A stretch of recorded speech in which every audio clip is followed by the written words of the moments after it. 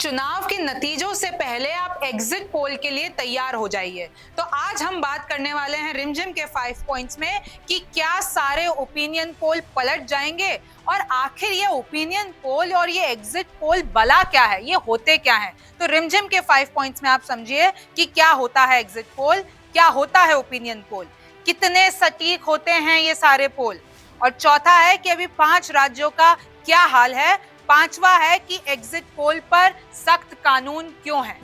अब सबसे पहला है कि आखिर ये एग्जिट पोल होता क्या है। तो देखिए, एग्जिट पोल का असली मतलब ये है कि जब लोग वोटिंग देकर पोलिंग स्टेशन से बाहर निकलते हैं, यानी उस पोलिंग स्टेशन से एग्जिट होते हैं, तो कई बड़ी एजेंसियों के जो कार्यकर्ता होते हैं उनसे पूछते हैं कि आपने किसको वोट दिया है, और फिर एक बड़े पैमाने पर एक सैंपल साइज लेकर हर पोलिंग स्टेशन पे ये पता लगाया जाता है ऑन एन एवरेज कि लोगों ने किसको वोट दिया है, और उसके हिसाब से परसेंटेज निकाली जाती है।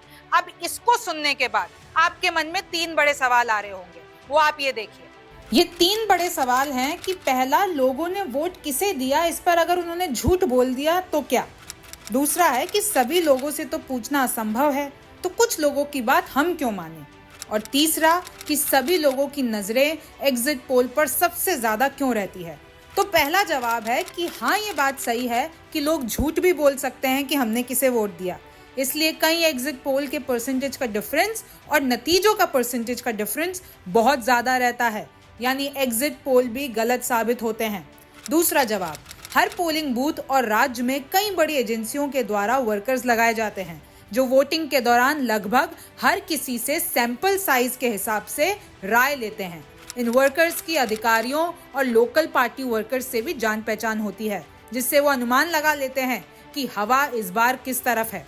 तीसरा जवाब, ये ह्यूमन नेचर है कि जितने जल्दी नतीजे किसी भी चीज के पता चल जाएं उतना बेहतर है। क्यूरियोसिटी बहुत ज्यादा होती है ना भाई। तो इसलिए एग्जिट पोल और ओपिनियन पोल चाहे सटीक हो या ना हो, हवा का रुख तो बता ही देते हैं, और लोग बड़े चाव से इन लोगों को, इन परसेंटेजेस को देखते हैं। अब दूसरा है कि आखिर ये ओपिनियन पोल क्या होता है। तो आपने एग्जिट पोल तो समझ लिया कि जो वोटिंग के बाद किए जाते हैं एग्जिट पोल, वैसे ही जो ओपिनियन पोल हैं वो वोटिंग से पहले किए जाते हैं। यही जो एजेंसियों के कार्यकर्ता हैं वो जगह जगह पे जाके लोगों से कुछ बड़े सवाल पूछते हैं, जैसे कि ये हर किसी से कुछ बड़े सवाल पूछे जाते हैं, जैसे इस बार किसकी सरकार, सीएम किसे बनना चाहिए, मौजूदा सरकार ने कैसा काम किया है, राज्य के बड़े मुद्दे क्या हैं। इन सवालों के जो जवाब हैं वो हर वर्ग और समुदाय से कुछ कुछ लोगों से लिए जाते हैं, जैसे महिलाएं, युवा, बुजुर्ग, पुरुष, पिछड़ा वर्ग और कई ऐसी कैटेगरीज हैं। आसान भाषा में समझे तो जैसे पूरी भरी हुई कढ़ाई में सब्जी कैसी बनी है, वो मसाले कैसे हैं, वो एक चम्मच से चखकर पता चल जाता है, वैसे ही एग्जिट पोल और ओपिनियन नतीजों का स्वाद बता देता है। उसके लिए आपको पूरी सब्जी खाने की जरूरत नहीं है।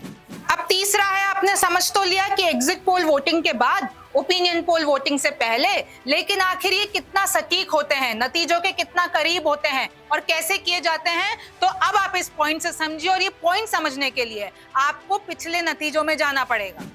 तो हम बात कर लेते हैं। 2023 में 5 विधानसभा चुनाव हुए हैं, राजस्थान, छत्तीसगढ़, मध्य प्रदेश, मिजोरम और तेलंगाना। तो शुरू करते हैं राजस्थान विधानसभा के नतीजे। 2018 के क्या थे? कांग्रेस ने जीती थी 100 सीटें और बीजेपी ने जीती थी 73 सीटें। अब आप देख लीजिए, 3 एजेंसियां मैंने ली हैं, टुडेज चाणक्य, सी वोटर और एक्सिस माई इंडिया। तो इन लोगों ने ये प्रेडिक्शंस किए थे, मैं आपको बारी बारी से बताती हूँ। टुडेज चाणक्य ने कहा था कि कांग्रेस 123 सीटें लाएगी और आई कितनी थी? 100। सी वोटर ने कहा था 137 कांग्रेस लाई थी, लेकिन आई थी 100।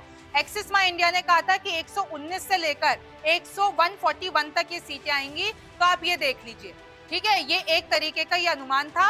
और बीजेपी की जो इन लोगों ने अनुमान लगाया था, टुडेज चाणक्य का 68, सी वोटर का 60, एक्सिस माई इंडिया का 55 से लेकर 72। तो आप इसमें देखिए, हवा का रुख तो आपको पता चल गया, चाहे ये कितना भी करीब हो। 100 इसमें से किसी ने नहीं बताया है, लेकिन इन्होंने ये बता दिया था कि कांग्रेस जीतने वाली है राजस्थान विधानसभा का 2018 का चुनाव। अब आप एमपी विधानसभा के चुनाव के नतीजे ले लीजिए 2018 के। एक्चुअल नतीजा क्या था? कांग्रेस के पास 114 सीटें और बीजेपी के पास 109 सीटें। टुडेज चाणक्य ने कहा कांग्रेस के पास 125 आएगी, सी वोटर ने कहा 118 आएगी और एक्सिस माई इंडिया ने कहा 113 आएगी। वैसे ही बीजेपी के पास 103 चाणक्य, 106 सी वोटर, एक्सिस माई इंडिया 111 और आई कितनी 114। मतलब ये जो एक्सिस माई इंडिया है ये सबसे करीब इधर रहा, 113 इसने कहा कांग्रेस की सीटें और आईएनसी की भी आई 114 सीटें। अब आप आगे बढ़िए, छत्तीसगढ़ विधानसभा चुनाव नतीजा क्या रहा था? कांग्रेस ने जीती थी 68 और बीजेपी ने जीती थी 15। वैसे ही टुडेज चाणक्य ने कहा कि कांग्रेस 50 जीतेगी, सी वोटर ने कहा 45 जीतेगी, एक्सिस माई इंडिया ने कहा 60 जीतेगी और ऐसे ही इन्होंने बीजेपी की सीटों का भी अनुमान लगाया था कि बता दिया था कि भैया कांग्रेस की सरकार बनने वाली है। वैसे ही आप तेलंगाना विधानसभा के नतीजे देख लीजिए, कांग्रेस को मिली 19 सीटें, बीजेपी के खाते में 1 और टीआरएस जो कि अब बीआरएस हो चुकी है उसके खाते में आई 88। और देखिए सी वोटर ने क्या कहा था कि ये जो कांग्रेस के साथ गठबंधन वाले लोग हैं, जो कांग्रेस प्लस हैं, वो 45 जीतेंगे और एक्सिस माई इंडिया ने कहा था 27 जीतेंगे। और इन लोगों को आप देख लीजिए 19 के और आप जो उसमें प्लस कर लीजिए कि जो कांग्रेस के साथ लड़ रहे थे। तो ये था तेलंगाना का प्रेडिक्शन। वैसे ही आप मिजोरम में आ जाइए, एमएनएफ ने जीती 26, कांग्रेस ने जीती 5, जेडपीएम ने जीती 8 और बीजेपी ने जीती 1 और ऐसे ही करके सी वोटर ने ये प्रेडिक्शन किया था 16 से 20 एमएनएफ, एक्सिस माई इंडिया ने कहा था 16 से 22 एमएनएफ। तो ये थे मिजोरम के भी विधानसभा नतीजे का प्रेडिक्शन। तो आप इससे अनुमान लगा सकते हैं कि कैसे ये जो एग्जिट पोल होते हैं वो हवा का रुख बता देते हैं। अब अगला पॉइंट है कि अब जो कि 5 राज्यों में चुनाव हो चुके हैं, तेलंगाना का 30 को है, तो अब इन 5 राज्यों की हवा क्या कह रही है, राजनीति क्या कह रही है। और देखिए ये जो मैंने इधर ग्राफिक बनाया है ये मैं किसी भी अभी तक, क्योंकि एग्जिट पोल नहीं आए हैं, लेकिन जो ओपिनियन पोल हैं जो चुनाव की वोटिंग से पहले हुए थे उसमें जो हवा का रुख था वो मैं आपको बताने की कोशिश करूंगी। तो कहा ये जा रहा है कि राजस्थान में इस बार बीजेपी की सरकार बन रही है, मध्य प्रदेश में भी बीजेपी की सरकार बन रही है, छत्तीसगढ़ में कांग्रेस की सरकार बन रही है, मिजोरम में जेडपीएम की सरकार बन रही है, यानी जो अभी एमएनएफ सत्ता में है वो वापस सत्ता में नहीं आएगी और जो विपक्ष में है जेडपीएम उसकी। और ये मैं आपको बता दूं कि ये एनडीए का साथी नहीं है। और तेलंगाना में बीआरएस की सरकार बन रही है, यानी केसीआर की, और मैं आपको बता दूं ये अभी सत्ता में ऑलरेडी हैं। और पांचवा आप ये जान लीजिए कि आखिर एग्जिट पोल पर सख्त कानून क्यों है, भारत में भी चुनाव आयोग का क्या काम होता है और तो और दूसरे देशों में क्या होता है। एग्जिट पोल के नतीजों से नेताओं, मीडिया और जनता को हवा का रुख पता चलता है और एजेंसीज कई बड़े मीडिया प्लेटफॉर्म से जुड़कर अपने एग्जिट पोल्स चलवाती हैं। भारत में चुनावों की तारीख से 2 दिन पहले तक कोई भी प्लेटफॉर्म ओपिनियन पोल नहीं चला सकता है, क्योंकि उससे वोट्स पर असर पड़ता है, यानी वोटर्स का डिसीजन प्रभावित हो सकता है और इसका उल्लंघन करने पर चुनाव आयोग सख्त एक्शन लेता है। ऐसे ही वोटिंग से पहले किसी को भी एग्जिट पोल चलाने की अनुमति नहीं है। भारत में 2023 के सारे विधानसभा चुनाव यानी 5 राज्यों में चुनाव 30 नवंबर की शाम 6 बजे तक खत्म हो जाएंगे। तो सारे प्लेटफॉर्म्स 30 नवंबर की शाम को मध्य प्रदेश, छत्तीसगढ़, राजस्थान, तेलंगाना और मिजोरम के एग्जिट पोल चलाएंगे और इन 5 राज्यों के नतीजे 3 दिसंबर को आएंगे और फिर देश में शुरू होगी 2024 लोकसभा चुनावों की तैयारी। दूसरे देशों में भी ऐसे ही कानून हैं और कुछ देशों में तो एग्जिट पोल्स पर इतना भरोसा किया जाता है कि फाइनल नतीजों को उनसे इसलिए मैच किया जाता है कि कहीं ईवीएम में घोटाला ना हुआ हो या फिर वोट कहीं ना कहीं प्रभावित ना हुए हों।